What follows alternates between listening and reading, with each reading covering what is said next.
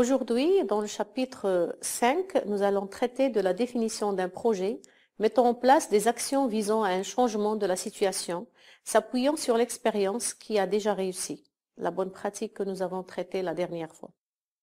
Il s'agit de la troisième étape, agir pour le changement. Cette étape consiste à utiliser vos bonnes pratiques pour planifier, mettre en œuvre des actions spécifiques pour vos groupes cibles, c'est-à-dire impulser un changement positif. Il s'agit d'une étape très importante dans le processus Making It Work. Plutôt que de simplement répertorier les bonnes pratiques, cette étape vous incite, vous et vos partenaires, à utiliser les enseignements tirés de ces pratiques pour encourager le changement. Disposer d'exemples concrets, pratiques sur la façon dont l'inclusion a réussi dans différents contextes est un outil puissant pour exercer une influence. Il montre aux autres que l'inclusion est possible et décrit de quelle manière ces changements ont été possibles.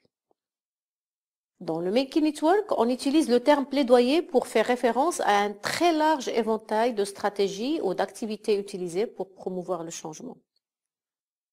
La première étape, c'est impliquer les groupes cibles. Notre expérience de la mise en œuvre d'initiatives Making It Work indique que promouvoir le changement est un processus complexe. Il s'agit en effet d'un processus graduel de sensibilisation où l'on doit établir des relations et préparer soigneusement les activités de plaidoyer qui sont spécifiques à l'objet visé, en utilisant les publications issues de l'action Making It Work. La méthodologie Making It Work encourage le changement social avec une perspective à moyen et à long terme, en établissant des relations de soutien avec les groupes cibles, afin d'encourager un changement durable. Lors de la présentation de votre stratégie à chacun de vos groupes cibles, il est important de noter qu'elle évoluera généralement à mesure que votre relation avec le groupe cible se développe.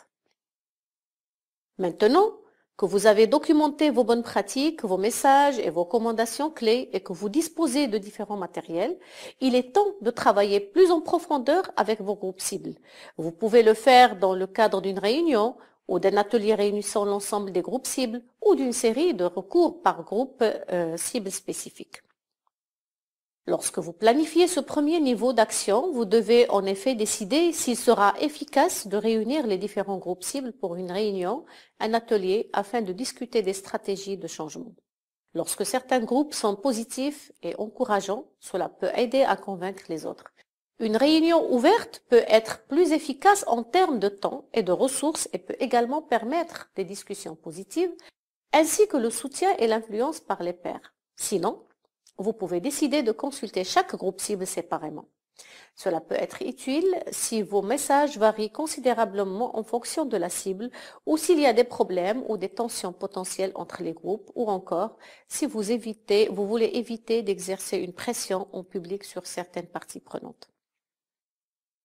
En substance, en utilisant les bonnes pratiques que vous avez recueillies, analysées, validées et transformées en une publication finale, film, rapport, fiche d'information, chanson ou autre, vous avez la possibilité de sensibiliser vos groupes cibles à la thématique et aux objectifs de vos initiatives, présenter vos résultats à propos des bonnes pratiques, présenter des recommandations sur la façon dont vous pensez que les groupes cibles pourraient changer grâce à une campagne de plaidoyer ou de lobbying, ou présenter une recommandation spécifique pour modifier une politique publique en vous basant sur les bonnes pratiques.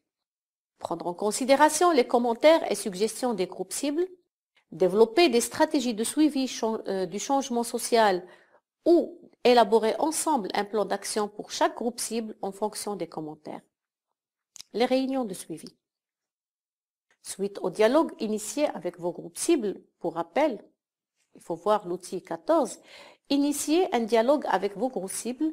Vous avez maintenant une idée précise des personnes, groupes ou groupes qui sont disposés à mettre en œuvre des changements dans leur travail et ceux qui ne le sont pas. Votre stratégie de plaidoyer peut être adaptée en conséquence. Nous vous suggérons donc de tenir des réunions de suivi avec ceux qui ont manifesté le souhait de s'impliquer afin d'envisager de nouvelles stratégies réalistes pour leur travail.